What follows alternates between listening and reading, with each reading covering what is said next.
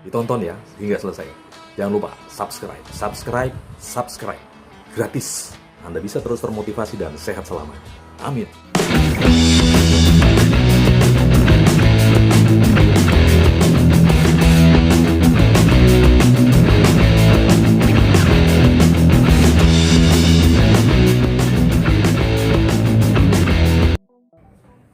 Selamat pagi, Bapak, Ibu, rekan-rekan semua. Salam Superpower Indonesia. Bagaimana kabar Anda seluruh tanah air? Saya berharap Bapak, Ibu, rekan-rekan semua di seluruh tanah air dalam kondisi sehat, tetap semangat, tetap bahagia. Ya. Karena dengan modal itu, Bapak, Ibu sekalian, rekan-rekan semua, kita bisa melanjutkan proses hidup ke depan. Untuk bisa mewujudkan semua cita-cita kita yang terbaik. Ya, yang terbaik. Baik, Bapak sekalian. Pada pagi hari ini, perkenankan saya memberikan sharing terkait dengan bagaimana cara kita bersikap untuk bisa memulai usaha, Bapak-Ibu sekalian. Nah, ini saya ada permintaan materi ini dari teman-teman subscriber, ya, melalui WhatsApp saya. Jadi, pagi hari ini, perkenankan saya memberikan sharing terkait tadi yang saya sebutkan, ya, materinya. Bagaimana kita bersikap sebelum kita memulai usaha. Apapun usahanya, Bapak sekalian, apapun usahanya. Saya tekankan di sini sikap yang perlu kita miliki, ya, sikap yang perlu kita miliki untuk bisa memulai usaha. Apapun usaha Bapak Ibu sekalian nanti, ya. Jadi nanti di vlog ke depan mungkin Bapak Ibu rekan-rekan semua bisa memberikan masukan. Kira-kira materi sharing motivasi apa yang bisa saya sampaikan, nanti saya juga akan akomodir, ya, untuk bisa saya produksi vlog-vlognya. Demikian. Oke, kita kembali kepada materi hari ini. Bagaimana perlu kita bersikap untuk bisa memulai usaha yang kita akan rintis, Bapak sekalian. Pertama, kita perlu memiliki sikap atau prinsip-prinsip hidup yang berdasar kepada prinsip kebaikan dan kebenaran. Itu yang pertama, Bapak sekalian. Ya. Jadi prinsip kebaikan dan kebenaran ini tidak sesuai dengan perspektif pribadi, bukan. Tapi lebih kepada berdasar kepada norma agama, kemudian norma negara, norma sosial, dan norma etika, Bapak sekalian. Ya. Itu tadi, terkait dengan berprinsip kepada prinsip kebaikan dan kebenaran. Kalau norma agama, kita jelas, apapun agama kita juga mempunyai kitab suci, itu jadikan dasar untuk bisa kita melakukan segala sesuatu dalam kehidupan kita sesuai dengan apa yang diajarkan oleh agama kita, Bapak sekalian dan rekan-rekan semua. Ya. Kemudian norma negara. Saat ini kita tinggal di Indonesia, ya tentunya norma negara Indonesia yang perlu kita ikuti. Apa yang menjadi aturannya, apa yang menjadi kebijakannya. Misalkan ada aturan yang dilanggar, kita nanti akan mendapatkan hukuman seperti ini. Melakukan perbuatan seperti itu akan mendapatkan hukuman seperti itu, dan seterusnya. Jadi berdasar kepada itu. Kemudian yang jadi acuan dasar juga adalah norma sosial. Ya. Indonesia merupakan negara besar yang memiliki norma-norma sosial yang begitu banyak sekali. Ya. Terkait adat istiadat, kebudayaan, dan lain-lain, ya, seperti itu. Kemudian ada juga yang disebut dengan tradisi daerah, ya. Ini jadikan dasar juga untuk bisa kita hidup dan bertindak layaknya kita sebagai pribadi-pribadi yang memang memiliki norma, ya, sesuai dengan norma yang ada di Indonesia, seperti itu. Kemudian norma sosial, ya, bagaimana kita hidup bermasyarakat di lingkungan kita. Tentunya kita juga harus bisa menyesuaikan diri, beradaptasi, ya. Jadi seperti itu. Kemudian juga norma etika, ya. Tentunya kita sebagai pribadi-pribadi superpower ini sejak kecil hingga sekarang telah mendapatkan pendidikan atau didikan dari orang tua kita, dari guru-guru kita. Ya tentunya yuk sama-sama kita konsisten untuk bisa melakukannya, ya, untuk bisa melakukannya dalam kehidupan kita sehari-hari, baik di tempat usaha, baik di tempat tinggal kita, baik pada saat kita bersosialisasi dengan masyarakat di sekeliling kita, dan seterusnya. Yuk sama-sama kita tegakkan prinsip kebaikan dan kebenaran, dosa. Jadi sekali lagi, prinsip kebaikan dan kebenaran ini tidak disesuaikan dengan kemauan kita, bukan seperti itu. Bukan seperti itu, Bapak.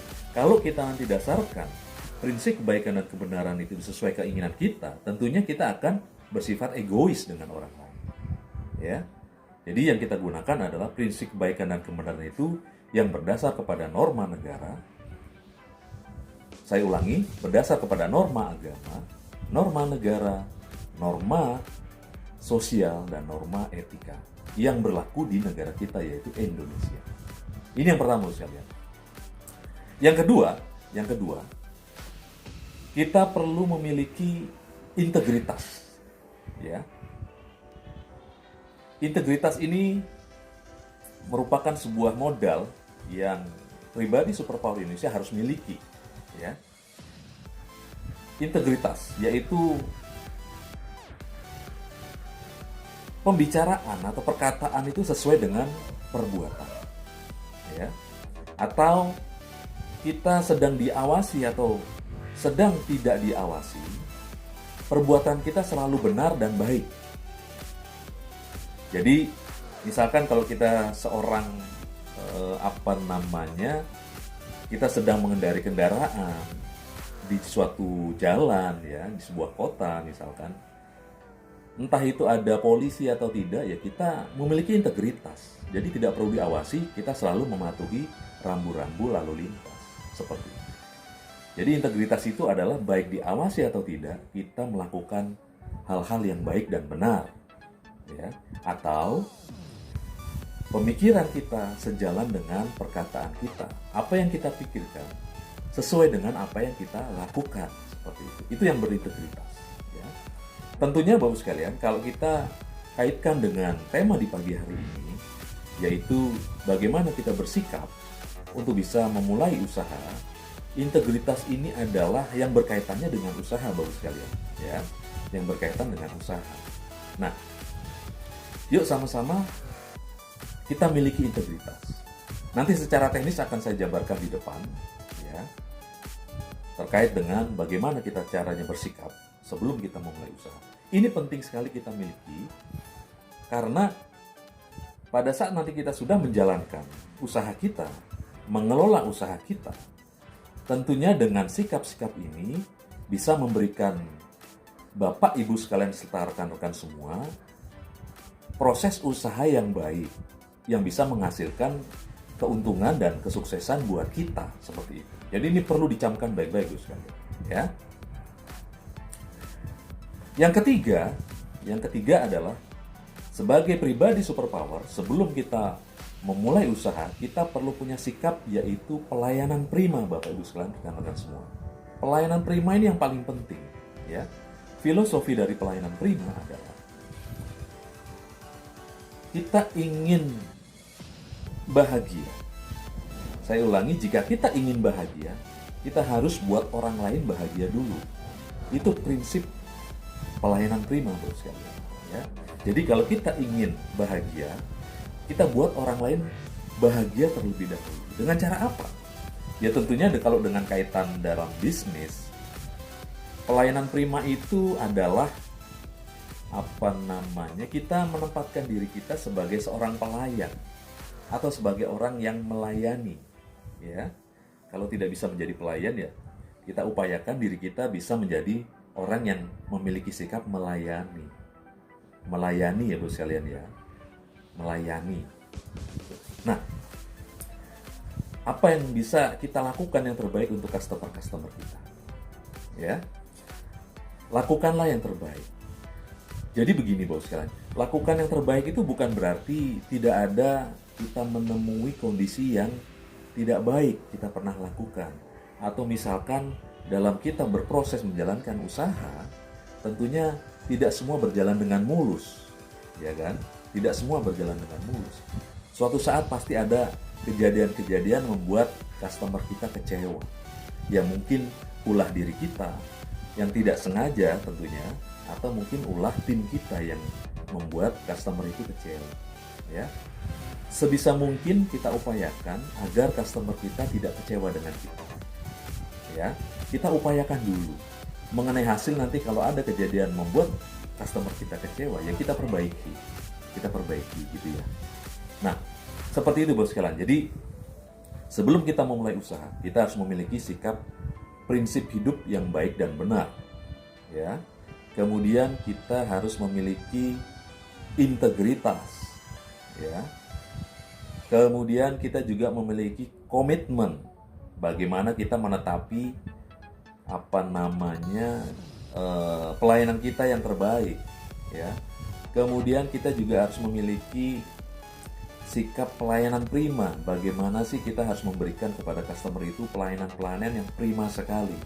Yang tujuannya keempat, sikap ini bisa memberikan output buat kita sehingga usaha kita itu bisa berjalan dengan lancar dan tentunya dibarengi dengan kontribusi omset dan keuntungan itu juga besar bos sekalian.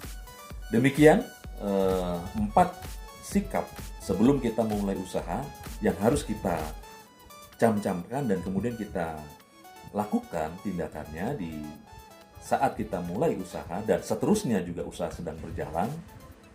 Semoga dengan 4 tips ini Bapak Ibu rekan-rekan semua bisa menjalani usaha, kemudian mengelola usahanya dengan baik, dan saya berdoa kepada Tuhan agar usaha Bapak sekalian bisa menjadi sukses, berkeuntungan, dan bisa memberikan pelayanan yang terbaik sehingga customer Bapak Ibu rekan-rekan semua bisa mendapatkan pelayanan yang baik dan bisa juga memenuhi kebutuhan mereka sesuai dengan apa yang mereka kehendaki, yaitu yang terbaik. Demikian yang bisa saya sampaikan. Terima kasih atas perhatiannya. Jangan lupa bagi Bapak, Ibu, rekan-rekan semua yang baru bergabung di channel ini, silahkan Anda bisa like, kemudian memberikan komen, silahkan, terkait dengan pencerahan di pagi hari ini. Kemudian jangan lupa di tombol ini, Bapak Ibu sekalian bisa klik tombol subscribe sebagai dukungan kepada channel saya, sehingga saya bisa setiap hari memberikan sharing-sharing motivasi yang bisa memberikan pencerahan buat kita semua. Ya, salam sehat, salam tetap semangat, salam bahagia, dan salam superpower Indonesia.